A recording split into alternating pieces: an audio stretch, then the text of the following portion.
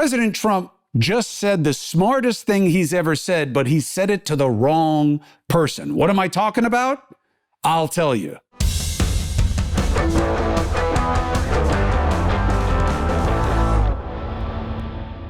Chris Cuomo here. Welcome to the Chris Cuomo Project.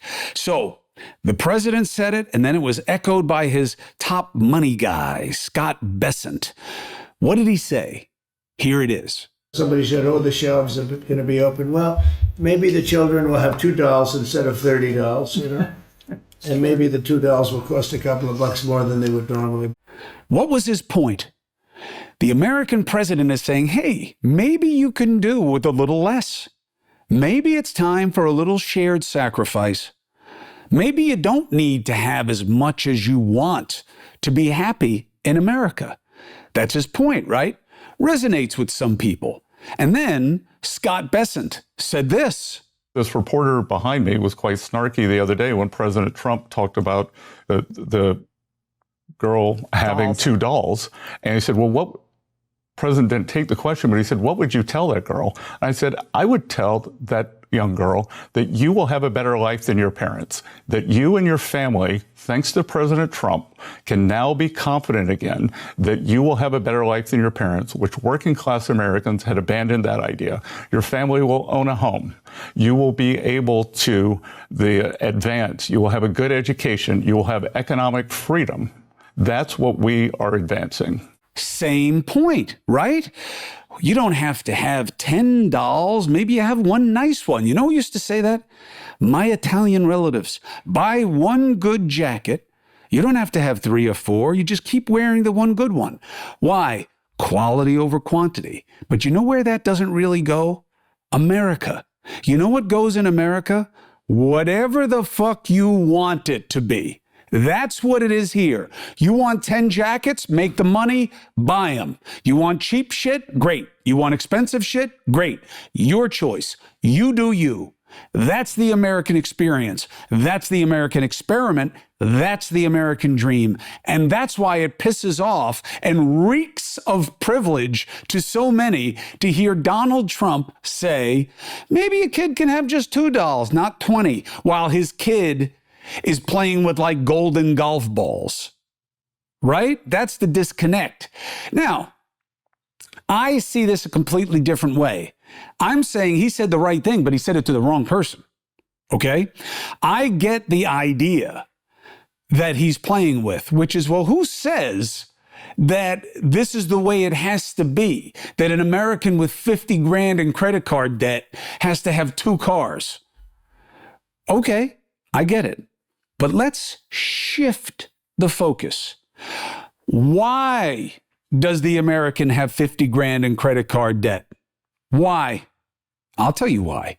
Because we have allowed, it's not a must, okay?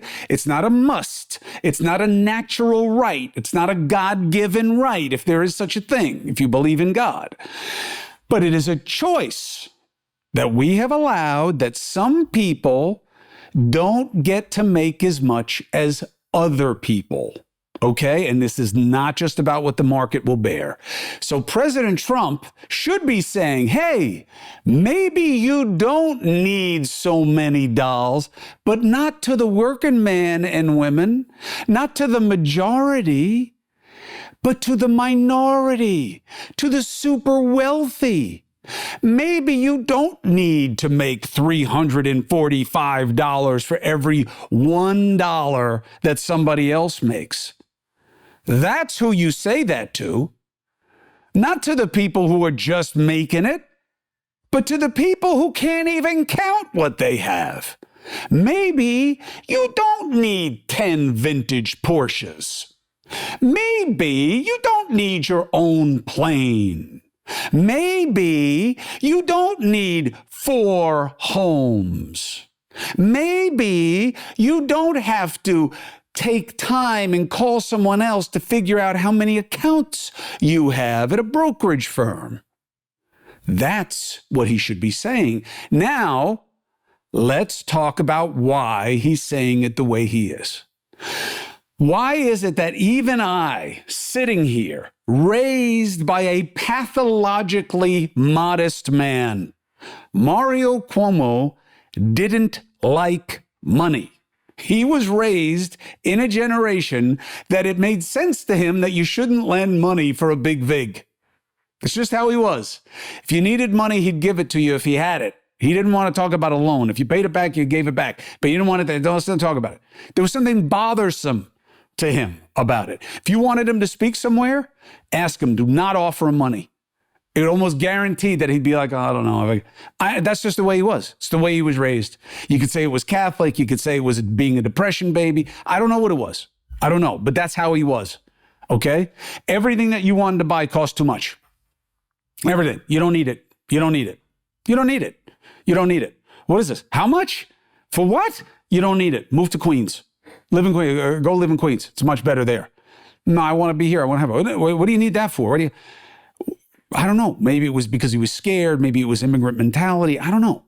But that's how he was. Okay? So I get it. I get it. The idea of maybe you don't need to do with so much. Maybe you should put more money away. Maybe you should save more. I was raised by that guy. Okay? My mother is that way today. 93 years old. How much is that? Why? What is that? What? I don't know. Let's only buy 2. Just get 2 avocados. You don't need the third. Well, Mom, I'm making guacamole. No, it's okay. How much do you need to eat? Okay, I get the mentality. It raised me. Okay? Somehow it skipped a generation because my kids, my family, they don't give a. They're like afraid of no price tag. They have no sticker shock. It's impossible. Here's my point. Why is it bothersome to tell people how much they can have on the top end, but not in the majority? Why did Donald Trump feel so comfortable, so nonchalant, so casual with the suggestion that maybe the working man and woman, doesn't have to do so much for their kids? Do less. Buy more, buy American, pay more, have less.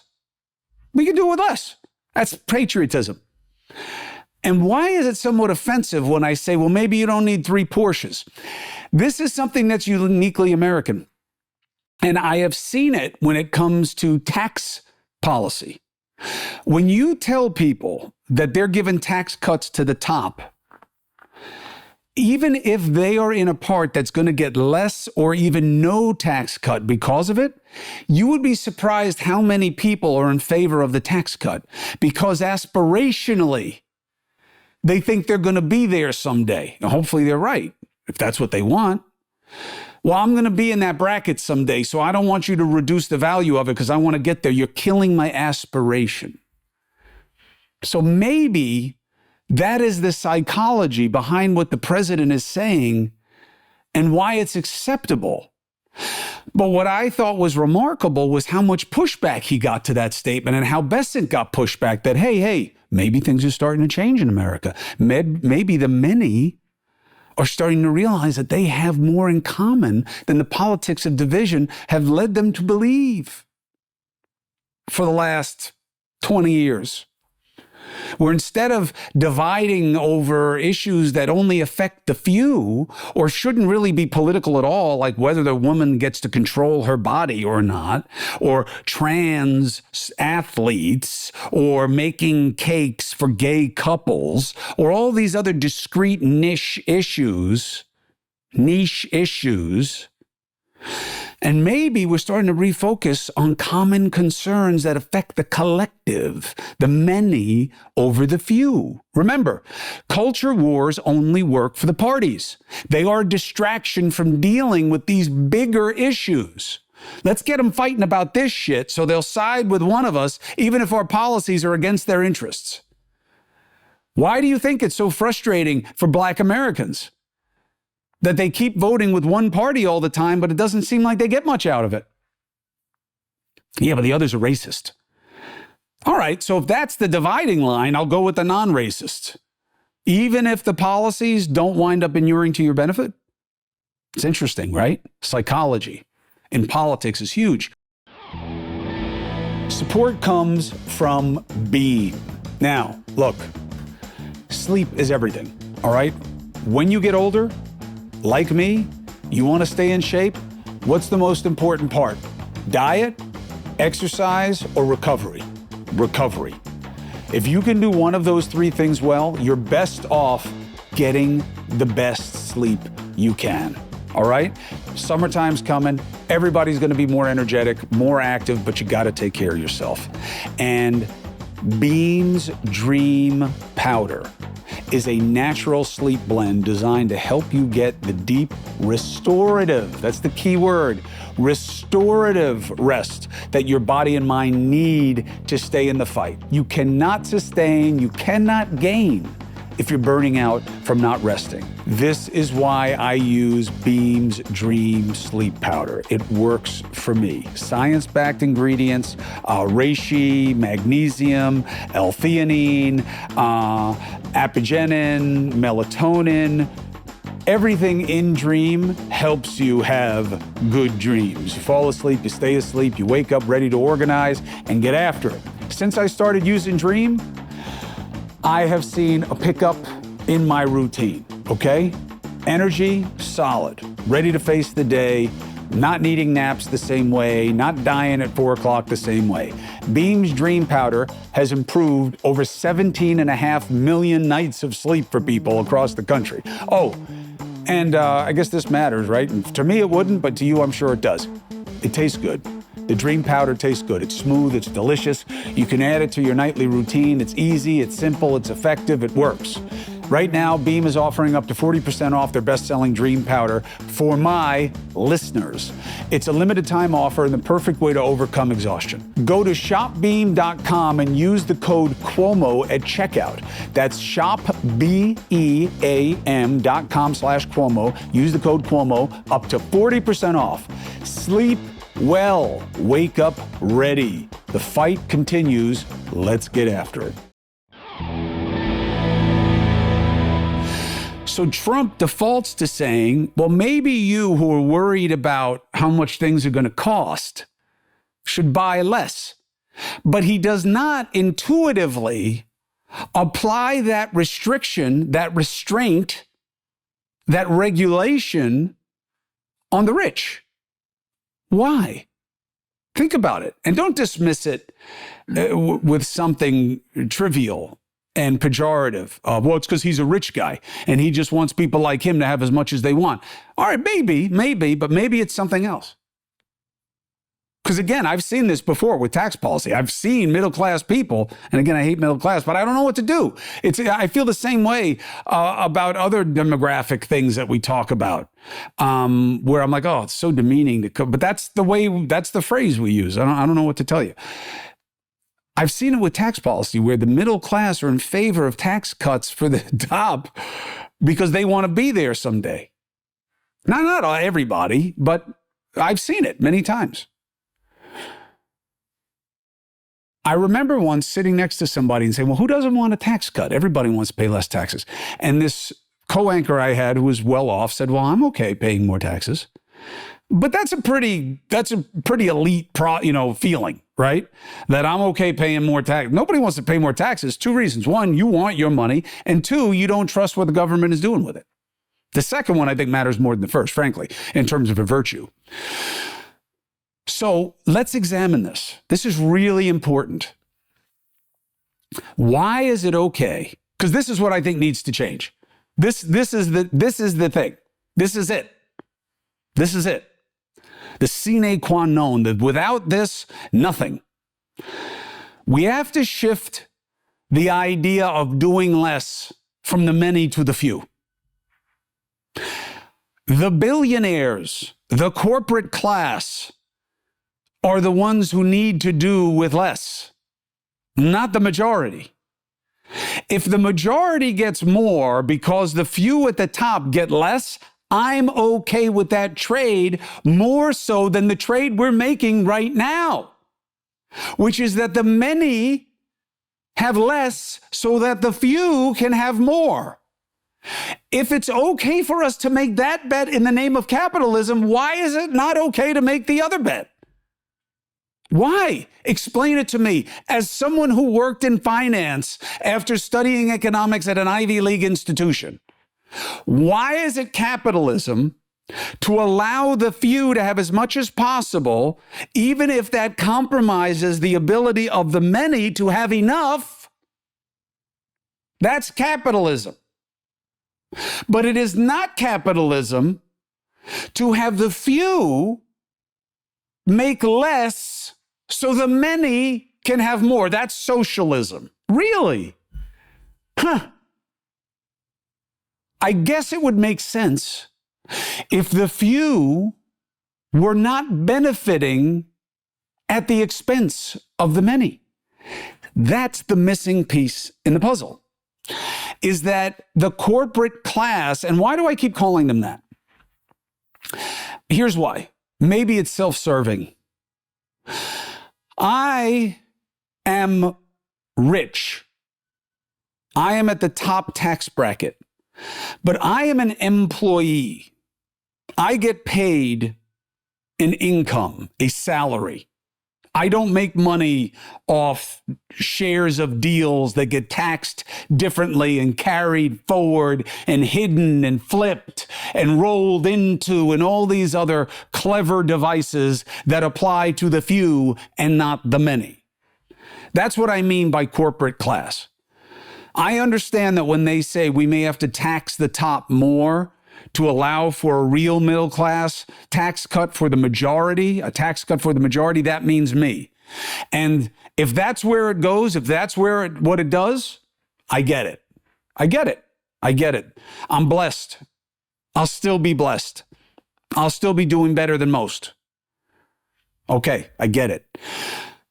That's different than what I'm talking about here. We have a system that rewards the few at the expense of the many.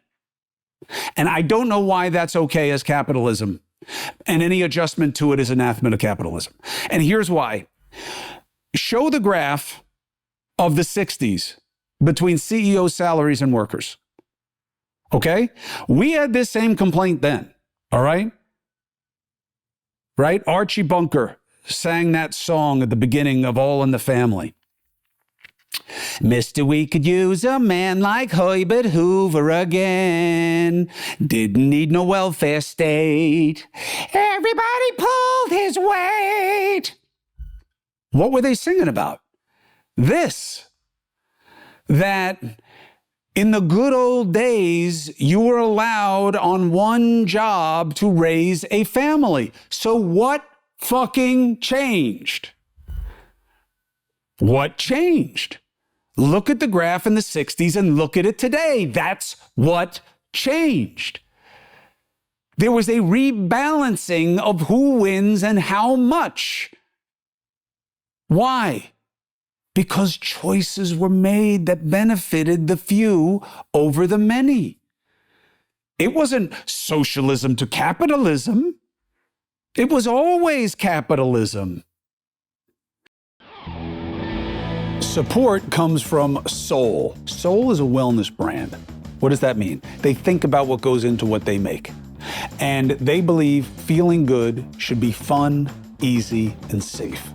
Soul specializes in delicious hemp-derived THC and CBD products designed to boost your mood and help you unwind.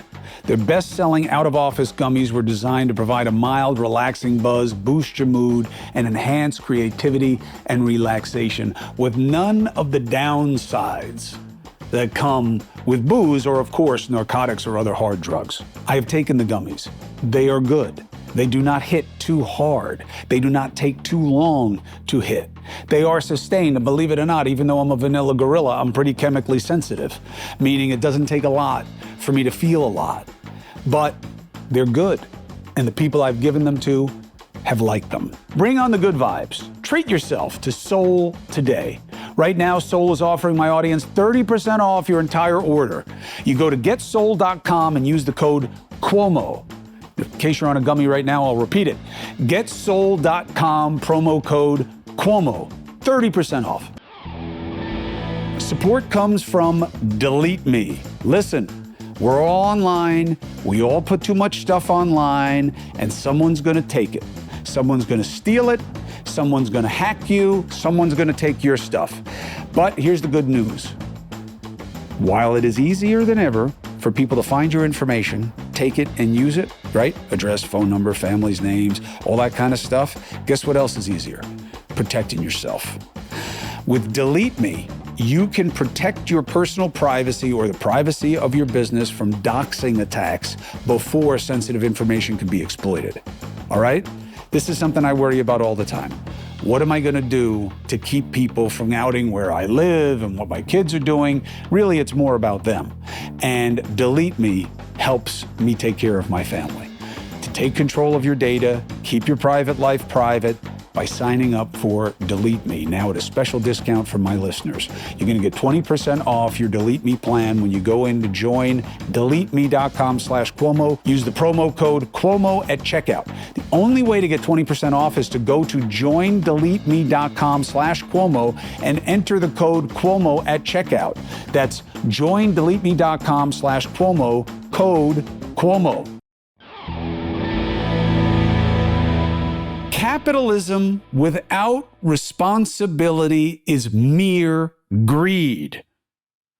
And that's what we have become ruled by. And I am not fucking Bernie Sanders or AOC.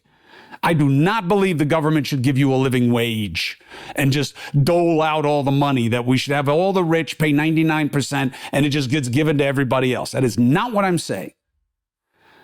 I'm saying that we have created an uneven playing field. We allowed these people, after China got into the WTO, 2001, to leave, go to a place where they pay their people nothing because they don't care about their people, and there's no regulation. They don't give a shit about the environment. They don't care about anything but more, right? Not that that makes them that different from us. And they then sold all the shit they were making there back to us. And it's not just sneakers. It's not just T-shirts. It's expensive things. It's cars. It's software. It's hardware. It's devices. It's things we need. It's things you've got to be smart to make and design. Those jobs don't belong somewhere else if you're going to be selling all the shit to us. Not if the companies are not from that country. If you're from here and you go there and then sell it back here and don't make it with your own people, I don't know that it has to be that way.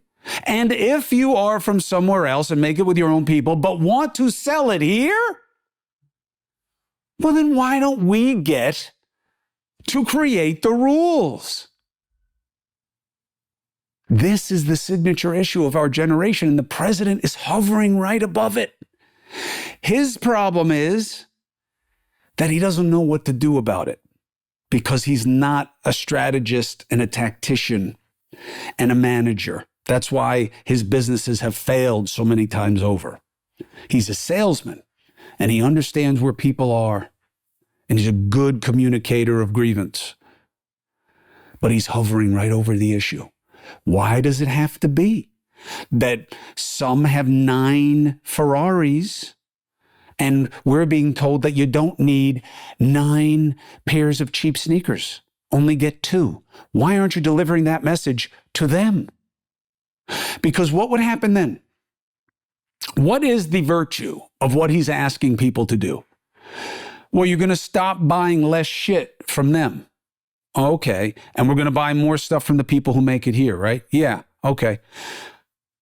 All right. So who are we benefiting? Oh, the people who make it here. Oh, so we're still benefiting the corporate class, right? It's just where we're sending our money. Why? Why not make it where the people who are making the things give more of the money making it to the people who are actually making the stuff? Why? Why can't you be worth 50 million instead of 150 million?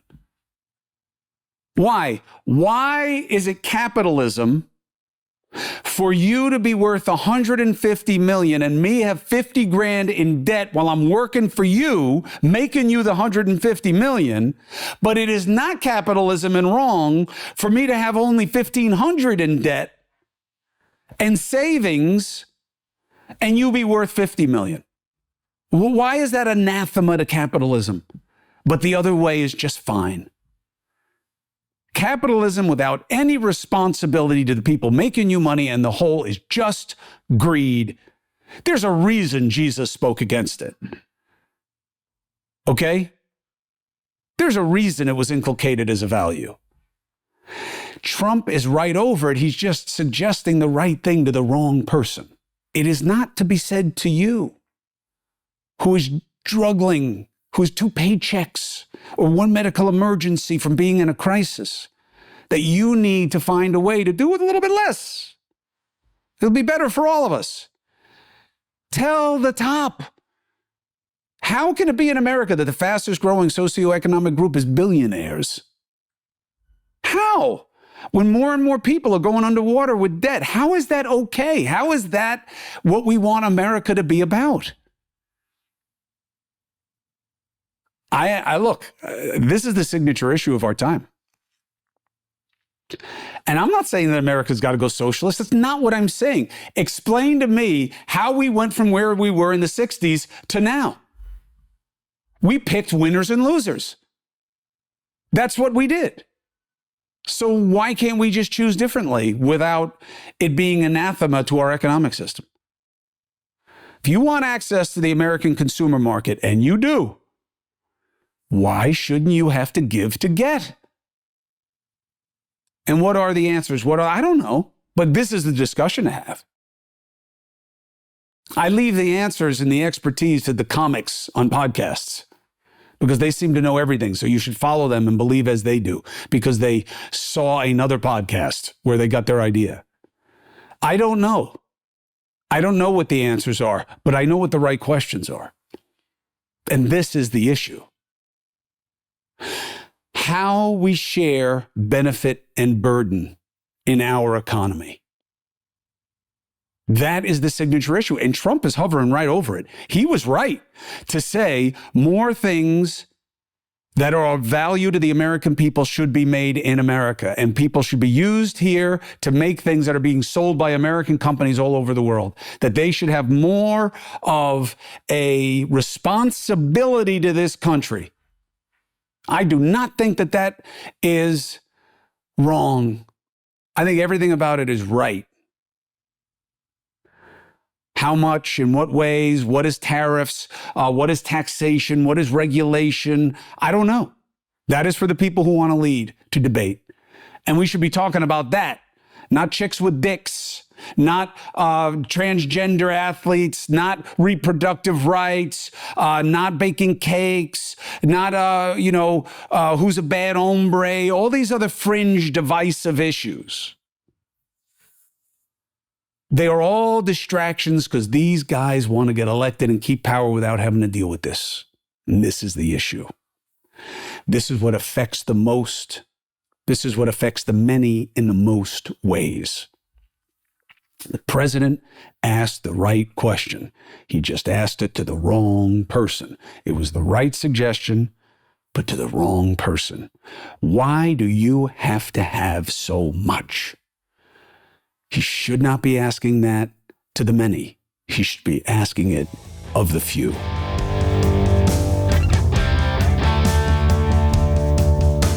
I'm Chris Cuomo. Thank you very much for joining me on the Chris Cuomo Project. What do you think about what I'm talking about? Give me your questions and comments. I'm doing this job reporting to you, but also for you.